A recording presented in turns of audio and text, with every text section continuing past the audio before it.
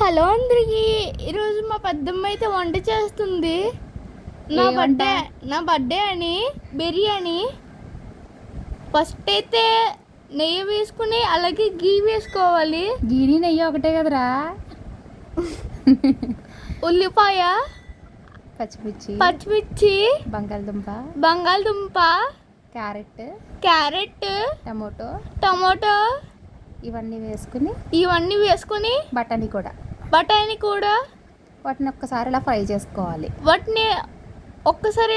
చేసుకోవాలి. అవి ఫ్రై అయిన తర్వాత టమోటా యాడ్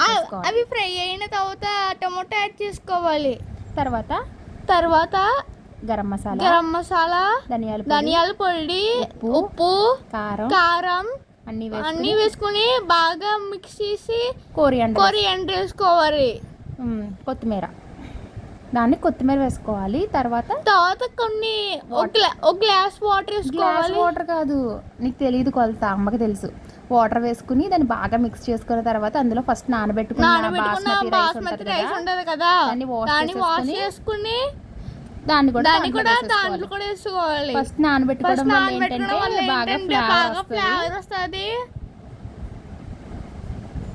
సో వాటర్ అంతా మరిగిపోయి బియ్యం పలుకు తగ్గే వరకు మొత్తం ఉడికిపోయింది అనిపించుకొని మంట స్లోలో పెట్టుకుని ఉడికించుకోవాలి. అంతే ఫైనల్ గా వేయించుకున్న జీడిపప్పు వేసుకుంటే వేడి బిర్యానీ చాలా బాగుంటుందండి. స్మోకీ ఫ్లేవర్తో. ఫైనల్గా అయితే కోరియాండర్తో గార్నిష్ చేసుకోండి. మా తమ్ముడికి అందరూ హ్యాపీ బర్త్డే అని కామెంట్ చేయండి.